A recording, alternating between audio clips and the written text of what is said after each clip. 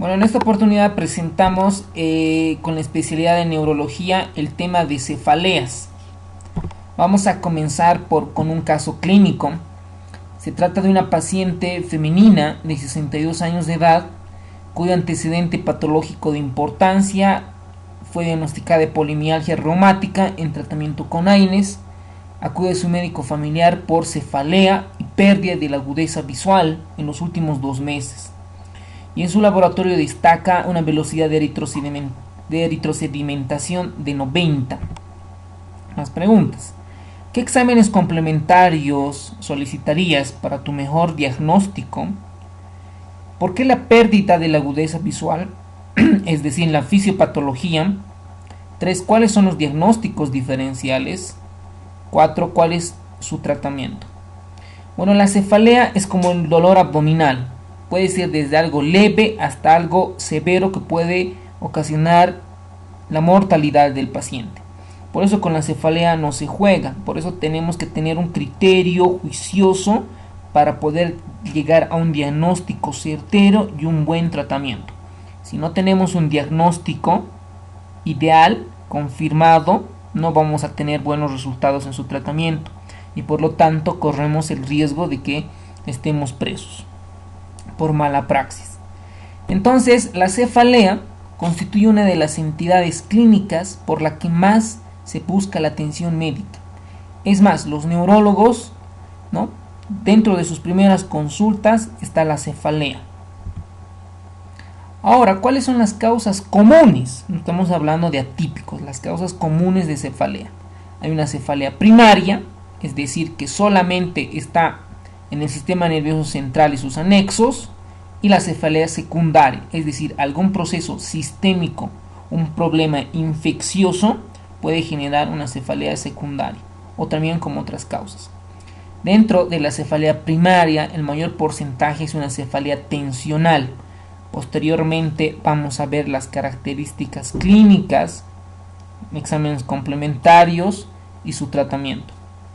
Luego, en segundo lugar, está la migraña, la cefalea transfictiva o idiopática por ejercicio y la histamínica, Y la cefalea secundaria, la primera causa es la infección generalizada.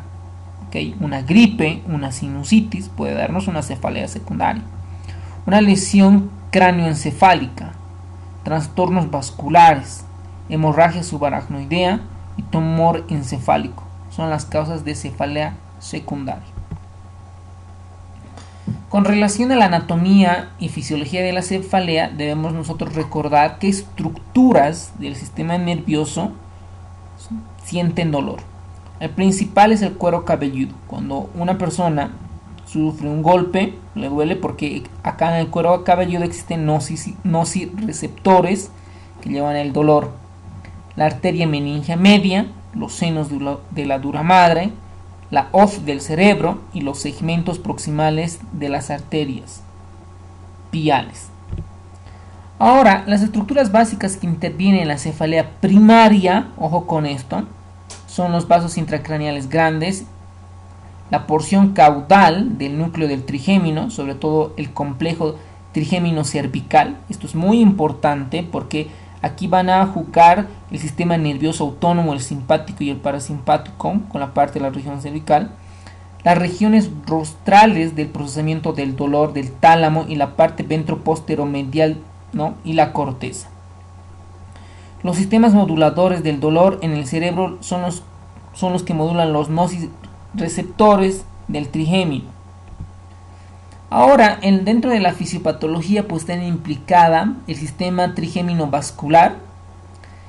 Además que pueden estar implicados la cefalea en brotes o histamínica, la hemicrania paroxística, que estos, por un complejo sistema nervioso autónomo, se van a traducir en clínica en lagrimeo, congestión de vías nasales, que tiene mucha relación con la migraña. Es decir, el sistema trigémino vascular es un pilar fundamental para la explicación de la fisiopatología en las cefaleas. Ahora, dentro a un paciente que viene con cefalea aguda, de nueva aparición, de que nunca sufrió, puede ser muy peligroso. Dentro de ellas tenemos la meningitis, la hemorragia subaracnoidea, un hematoma epiosubdural, glaucoma y una sinusitis infecciosa. Mientras que la cefalea crónica recidivante pues es poco severa, a no ser que se reagudice. Dentro de los síntomas de cefalea que sugieren un trastorno primario grave, nosotros pueden ser que en nuestro examen nos presenten un caso clínico con cualquiera de estos síntomas que nos puedan hacer sospechar una cefalea grave. ¿Ok? Si la primera cefalea es intensa, ¿ok? Una cefalea subaguda, pero que empeora en el paso de los días. Cuando en el examen neurológico existe alguna normalidad, como datos de focalización, porque puede ser que exista monoparesia, paraparesia o hemiparesia. Fiebre, muy importante, porque si un paciente está con cefalea y fiebre, tú tienes que tener mucho cuidado, porque si no lo tratas, se va a morir.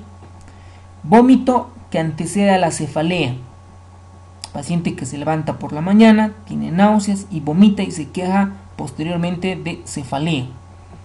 Dolor inducido al flexionar la cintura hacia adelante o alzar pesos, es decir, cuando aumenta la presión intraabdominal, aumenta la presión intratorácica, aumenta la presión intracerebral, causando un dolor en todo el sistema nervioso central. Eso se denomina la maniobra de Valsalva. Dolor que interrumpe el sueño o que aparece inmediatamente después de despertarse. Importante. Enfermedades generalizadas identificadas, comienzo después de los 55 años. Dolor vinculado con la sensibilidad local, por ejemplo, región de la arteria temporal. ¿Okay? Estos síntomas nos sugieren un trastorno primario grave que vamos a ir a buscar, identificar la causa, diagnosticar y tratar. Ahora el paciente, como nos pregunta en el caso clínico, ¿qué exámenes le vamos a solicitar? Primero es una exploración neurológica completa, como se debe. Funciones cerebrales superiores, pares craneales, sistema motor, sistema sensitivo, sistema vestibulococlear, sistema de irritación meningeal, sistema vascular. Toda la fase de la exploración neurológica, como se debe.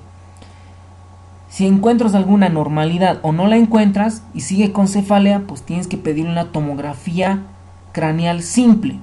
Es más, los neurocirujanos, los neurólogos, no es de extrañarse pues que sean socios o dueños de un tomógrafo, ¿ok? Porque tienen que identificar con exactitud, ¿no?, por exámenes complementarios, la lesión que produce una patología neurológica.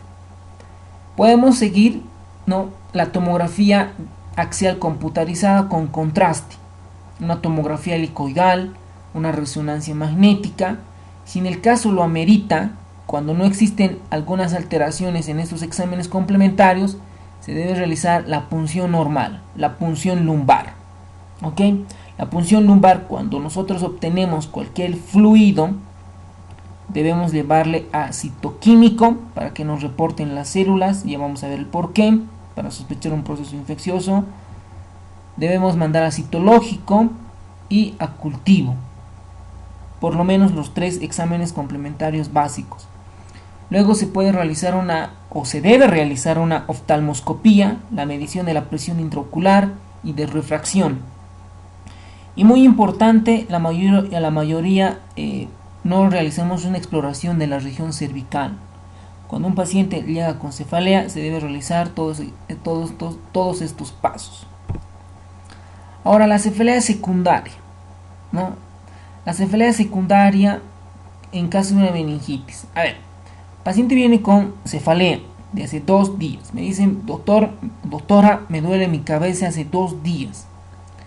Y además tengo fiebre, siento que tengo fiebre. ¿Ok? Y cuando les llega fiebre y cefalea, lo más probable es que deben sospechar algún proceso infeccioso. En este caso, una meningitis. Puede ser una sinusitis, pero tú debes descartar una meningitis, porque si no la diagnosticas, va a dejar secuelas y puede fallecer. La debes de descartar. Entonces, al examen físico lo realizas y lo que vas a encontrar es una rigidez de nuca. Cuando ya el paciente llega en rigidez de nuca, significa que la progresión de la enfermedad del proceso infeccioso ha sido grave. Y normalmente estos pacientes, cuando están con rigidez de nuca, tienen una disminución del estado de conciencia, con un Glasgow de 13, de 10 o de 9, y si es menos de 8 lo intubamos, ¿ok? Entonces por eso es importante. Ahora, cuando nosotros sospechamos una meningitis, pues tenemos que encontrar la bacteria en el líquido cefalorraquídeo. Para eso nosotros realizamos una punción lumbar. En la punción lumbar les va a salir el citoquímico y nosotros debemos identificar si es una meningitis bacteriana, vírica, tuberculosa, fúngica o carcinomatosa. Para eso, algo importante son las células, ¿ok? La cantidad de proteínas y de glucosa. Lo más importante es ver las células. Si el paciente se encuentra más de 1000 células por milímetro cúbico, listo, ¿no? Es suficiente, calcula por una meningitis bacteriana. Entonces lo llevarás a cultivar, le darás sus antibióticos con buena penetrancia para el sistema nervioso central. Las proteínas están ligeramente elevadas y la glucosa muy baja, ¿ok? Porque las bacterias consumen esta glucosa. Ahora, la meningitis vírica, no solamente el paciente viene con cefalea, sino que viene con alteración de la clínica, alteración del lóbulo frontal, principalmente, sobre todo, si es una meningitis vírica por un virus herpes. Las células no son muy abundantes, menos de 300, las proteínas están bajas, la glucosa puede estar normal. Y la tuberculosa, que en Bolivia es un poco frecuente, puede ser un líquido opalescente, las células de 50 a 300, las proteínas altas de 60 a 700 y la glucosa baja. Bueno, estas meningitis fúngica carcinomatosa se va a hablar en la parte de infectología. Un paciente que viene con cefalea, rigidez de nuca y no tiene fiebre, debes de sospechar una hemorragia subaracnoidea. Entonces le realizas una tomografía antes. La meningitis acá, si tiene cefalea o rigidez de nuca, también le puedes hacer una tomografía.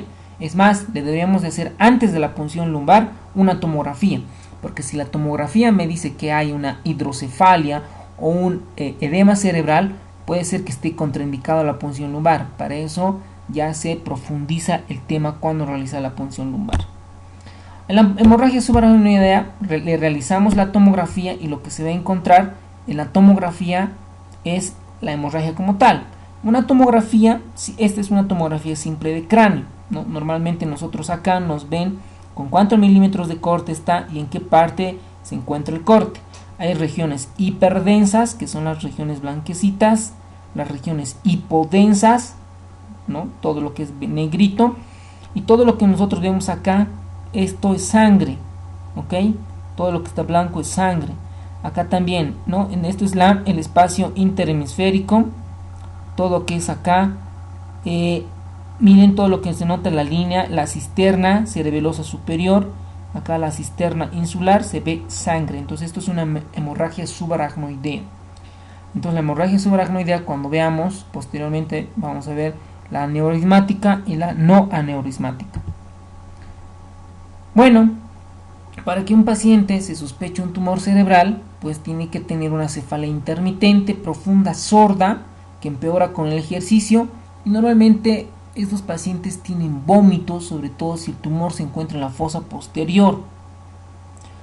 Puede ser que el paciente, además de la cefalea, puede tener otros signos clínicos, por ejemplo una menorrea, una galactorrea, y podemos sospechar una adenohipófisis productor de prolactina. ¿Okay? La cefalea que aparece puede que normalmente cuando la cefalea aparece al levantarse o al toser, se deben sospechar otras entidades como la malformación de Chiari o un bajo volumen de líquido cefalorraquídeo. Entonces, en un paciente que tiene cefalea, vómito, se debe realizar una tomografía. Es más, un paciente con cefalea aguda, fuerte, se debe realizar una tomografía. Aquí lo que vamos a ver pues es un tumor, ¿no? Donde se encuentra en la parte izquierda, en el hemisferio izquierdo. Esto es importante. Paciente anciana, más de 50 años, 55 años, ¿ok? Que al examen físico tú puedes evidenciar unas lesiones serpiginosas en la región temporal, que nos habla de una arteria temporal inflamada. si tú haces una biopsia, vas a encontrar una arteritis de células gigantes. Esto se denomina la arteritis de la temporal o una arteritis de Horton o de células gigantes. Este es un trastorno inflamatorio de las arterias y en realidad es una vasculitis que afecta a la circulación carotídea extracraneal. Entonces, cuando se inflama toda esta arteria, la arteria temporal, una de las ramas es la oftálmica, ¿ok? La oftálmica. Entonces, también acá suele haber una vasoconstricción, una isquemia, y la oftálmica, recuerden por neuroanatomía que inerva el nervio óptico. Entonces, como existe inflamación de la arteria oftálmica, pues comienza a haber isquemia de los nervios ópticos, por lo tanto, llevando a una disminución de la agudeza visual. ¿Ok?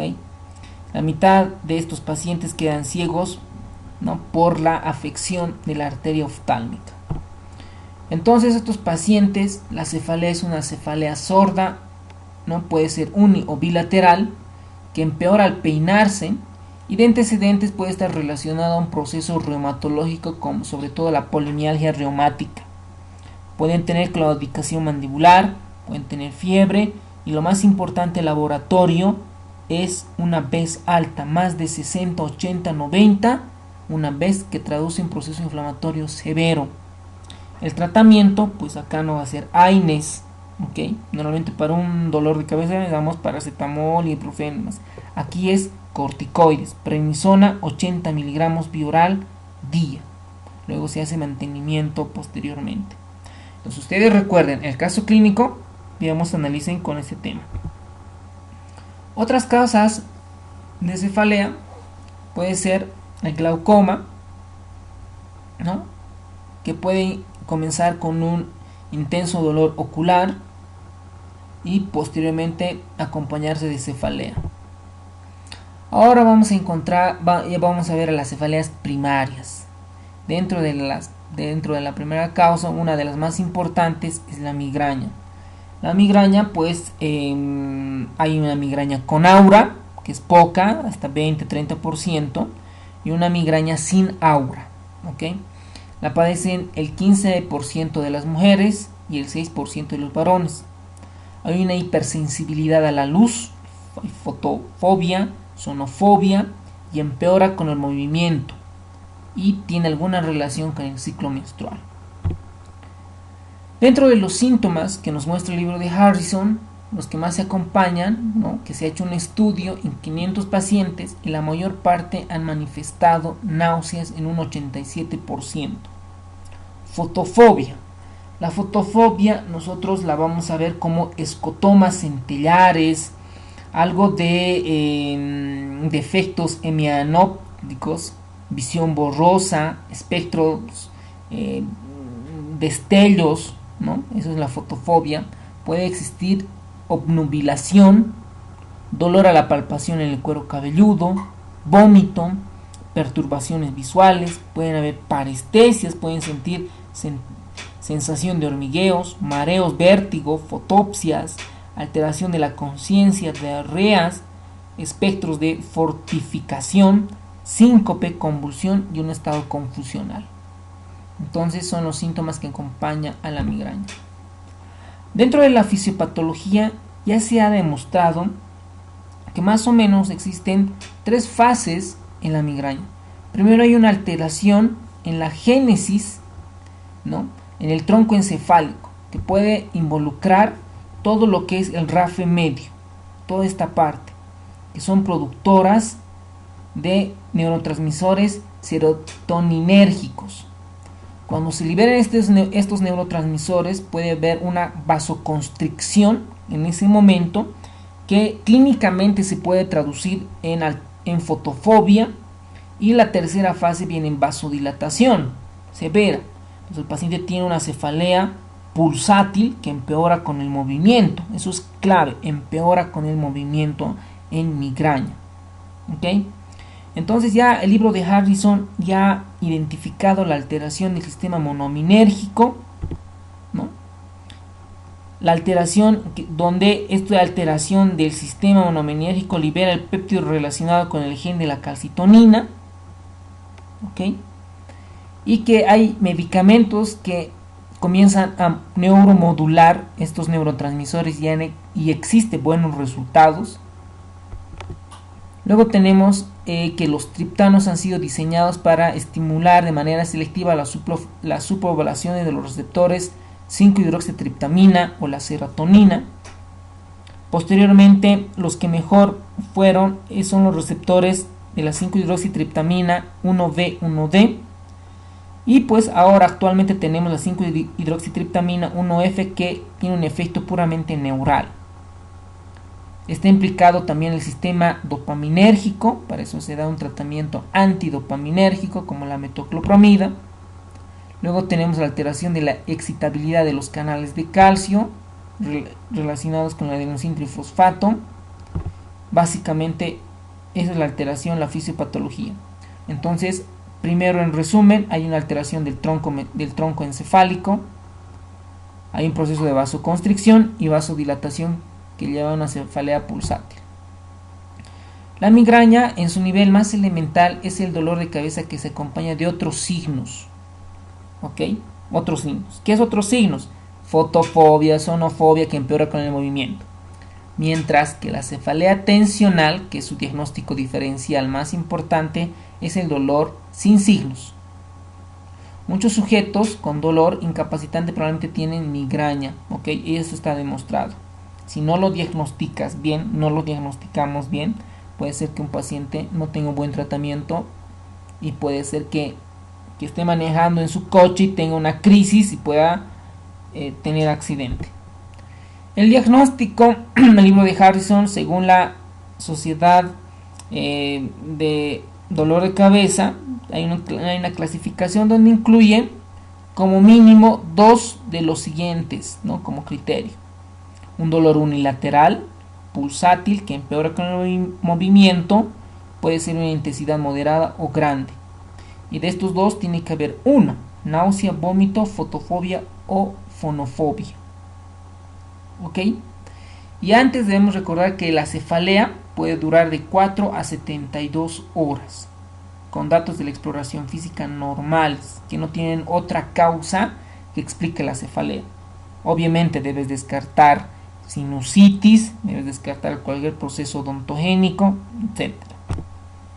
Dentro del tratamiento, antes de ir a un tratamiento, hay un cuestionario que el libro de Harrison nos muestra, el famoso Midas, donde comienzan a estratificar que la migraña si tiene alguna afección en su trastorno social.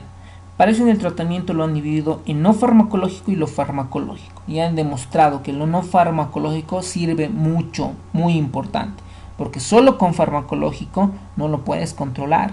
Para eso tú necesitas una dieta sana, ejercicio regular, un sueño reparador, nivel de estrés adecuado o que se pueda controlar, el yoga, la meditación trascendental, la hipnosis y la bioregulación. ¿Ok?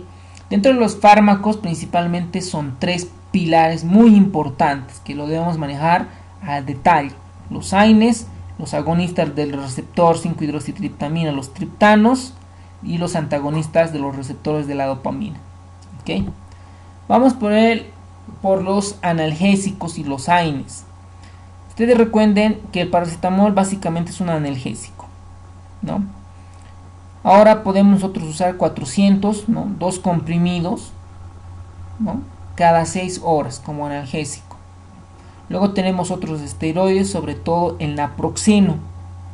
Mucho, ¿no? Por ejemplo, el libro de Harrison comienza a hablar mucho de naproxeno por sus efectos, por su techo analgésico, de 220 a 550 miligramos vía oral 2 veces al día, BID. Luego tenemos el ibuprofeno, que puede ser 400 miligramos vía oral cada 3-4 horas. El ácido tolfenámico, 200 miligramos, que en nuestro medio no lo tenemos. Y tenemos los agonistas de la 5-hidroxitriptamina 1. Tenemos los que se pueden tomar: la ergotamina, el naratriptán, el rizatriptán, y en nuestro medio se encuentra mucho el sumatriptán, las tabletas de 50 y 100 miligramos de comienzo, que se puede repetir después de las 2 horas. la dosis máxima 200 miligramos. Dentro de por la vía nasal tenemos la dihidroergotamina, el sumatriptán también, el solmitriptán. Por vía parenteral la dihidroergotamina y el sumatriptán. ¿Okay? Son los agonistas de la serotonina. Dentro de los antagonistas dopaminérgicos tenemos la metoclopramida, la proclorperacina. Por vía parenteral tenemos la clorpromacina, metoclopramida y los demás. Ahora, dentro del tratamiento de la migraña, pues a un principio se comienzan con AINES, que puede estar asociado a cafeína. Y la siguiente escala es los triptanos, el más rápido y eficaz, el rizatriptán.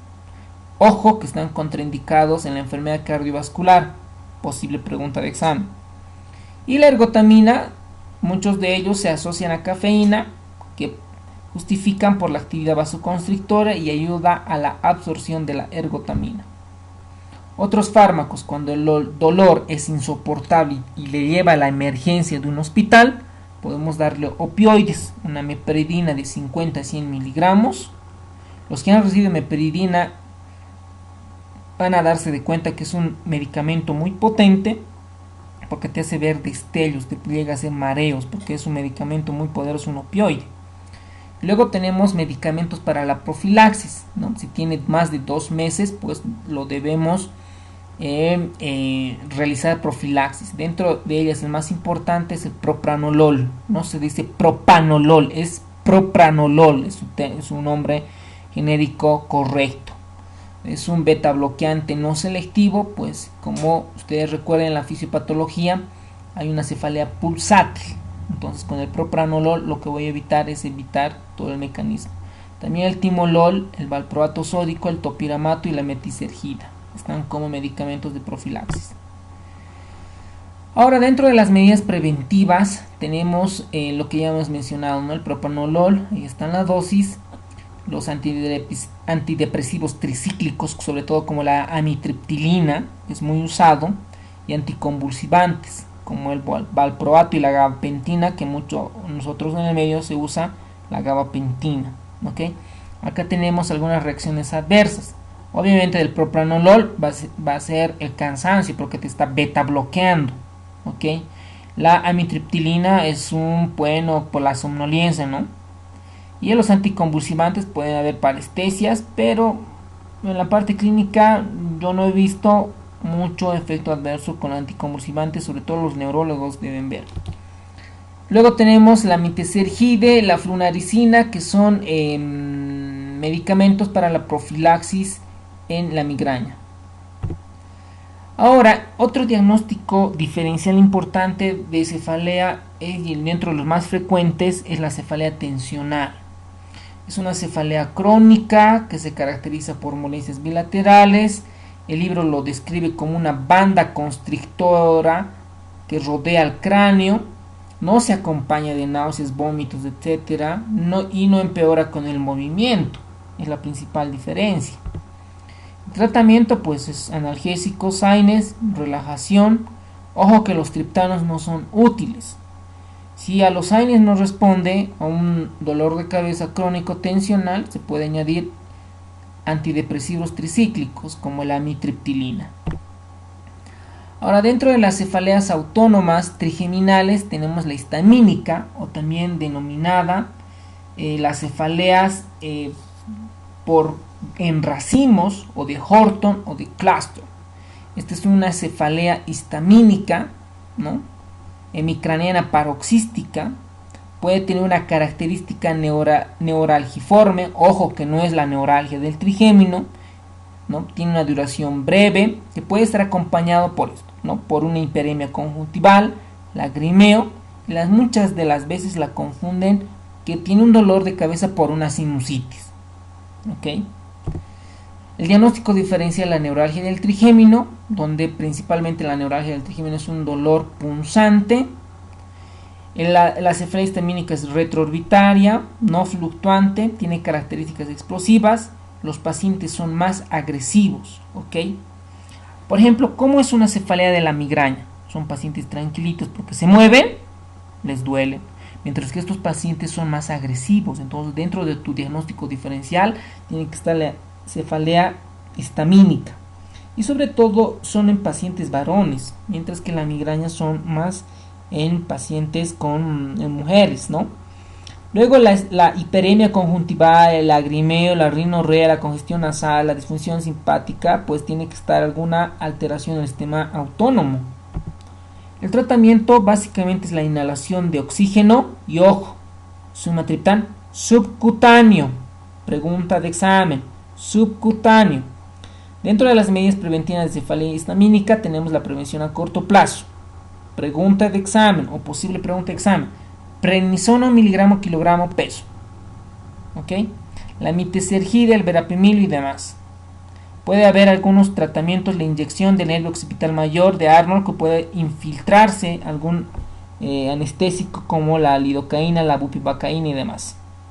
La prevención a largo plazo. Posible pregunta de examen, verapamilo, ¿no? Y luego se pueden asociar carbonato de litio, metasergide, topiramato, gabapentina, melatonina. Dentro de los signos clínicos de cefaleas autónomas trigéminas, ¿no? Tenemos acá algunas diferencias, por ejemplo, entre la cefalea en grupos o en racimos. Es más frecuente en masculinos que en femeninos, mientras que la hemicrania paroxística es casi igual, lo mismo que en estas cefaleas. La frecuencia acá, miren, es 1 cada 48 no, 8 veces, casi veces al día. La hemicrania paroxística puede ser de 1 a 40 veces por día, más al quinto día, más de la mitad, mientras en las demás de 3 a 200 por día. Ahora, la clave dentro de esto es el efecto de la indometacina. Cuando hace 2 años yo leí el tema de cefaleas y estaba profundizando, es porque tanto usan indometacina, ¿no? Ustedes van a recordar acá que las cefaleas posteriores que vamos a ver, que son de baja prevalencia e incidencia, usan mucho la indometacina. Entonces acá, si nosotros damos indometacina, lo más probable es que la hemicrania paroxística responda a la indometacina, mientras que la cefalea en racimos y las demás cefaleas no responden. ¿Ok? Y el tratamiento profiláctico acá es el verapamilo, metasergide, litio, acá la indometacina y acá puede ser la lamotrigina, el topiramato y gabapentina. Estos son neuromoduladores, ¿ok? Neuromoduladores. O también se usan para dolores neuropáticos. Ahora, el dolor de la cefalea hemicrania paroxística son cefaleas breves, intensas, frecuentes. Dentro de los signos esenciales de peligro tenemos el dolor intenso unilateral que puede durar de 2 a 45 minutos. La respuesta excelente, la indometacina. Pregunta de examen.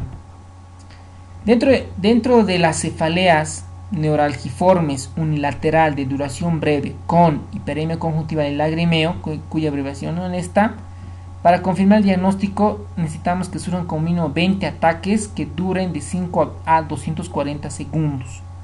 Es bilateral, puede surgir en cualquier parte de la cabeza, en cualquier punto de la cabeza.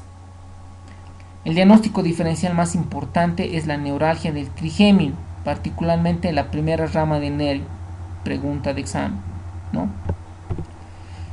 Ahora, pueden tener que ese tipo de las cefaleas neuralgiformes, ¿no? Pueden ser a procesos por lesiones de la fosa posterior o hipoficiaria. Por ejemplo, aquí tenemos una tomografía, un tumor en la fosa posterior. O podemos tener acá, por la glándula hipófisis, alguna masa, un adenoma o un microadenoma. Luego tenemos la cefalea diaria crónica, que es una cefalea que dura 15 días o puede ser más de un mes.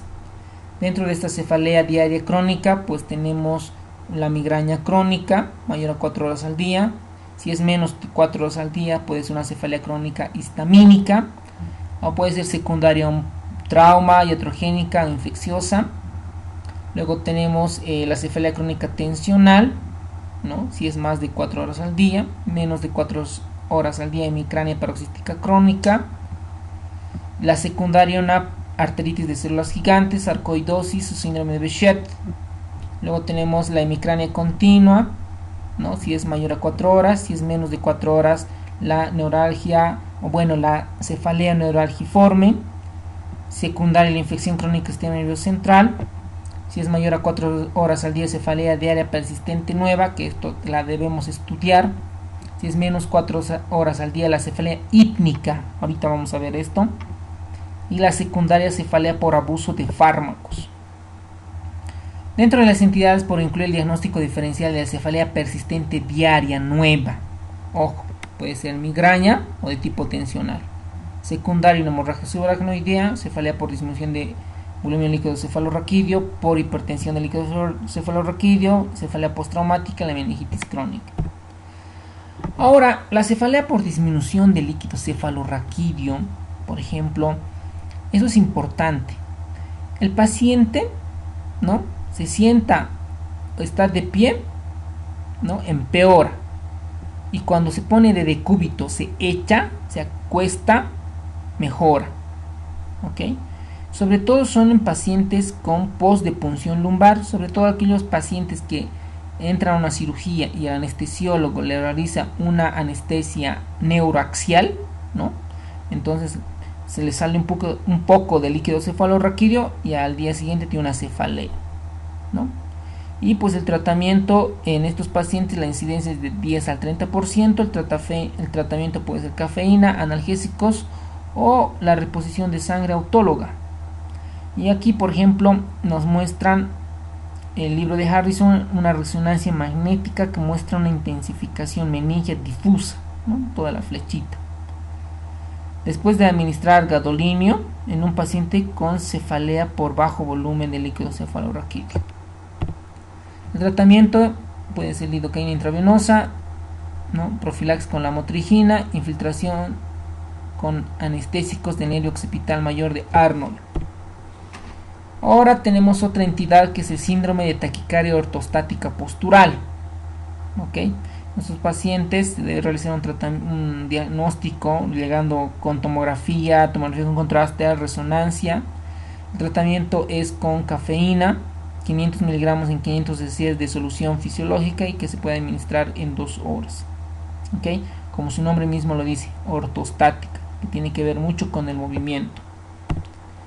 La cefalea por hipertensión suele ser el famoso pseudotumor cerebral, ¿ok?, donde tú no ves nada en la tomografía, pueden tener un fondo de ojo normales y que mejora con la extracción del líquido cefalorraquídeo de 20 a 30 ml. Entonces, para disminuir la producción de líquido cefalorraquídeo, podemos usar acetazolamida de 250 a 500 miligramos 2 veces al día. Luego la cefalea postraumática, pues es un paciente que haya tenido una lesión de antecedente en las meninges y pues como es un dolor neuropático, debemos darle neuromoduladores, ¿no?, como gabapentina, valproato, topiramato y demás. Luego tenemos la cefalea hemicrania continua, el tratamiento es la indometacina que ya habíamos mencionado. Luego el libro de Harrison nos menciona la cefalea transfictiva primaria. Lo importante que también acá responde a la indometacina y que nos resalta que la cefalea es como un pinchazo de un picayelo. Hay una cefalea por tos, una cefalea primaria de origen sexual, la cefalea en trueno. Eso es pregunta de examen, ¿no? Posible pregunta de examen. La cefalea primaria en trueno son 3 posibles causas: un aneurisma intracraneal, la disección de arteria cérvico-cefálica y una trombosis venosa central.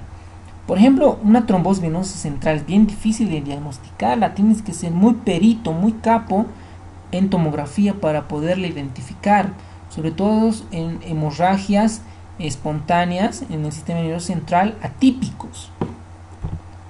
Y la cefalea hípnica, pues esto yo he resaltado porque el tratamiento se debe realizar con carbonato de litio de 200 a 600 miligramos. Bueno, si tienen alguna pregunta, comentario, acotación, pueden hacerlo por debajo de este video. Muchas gracias.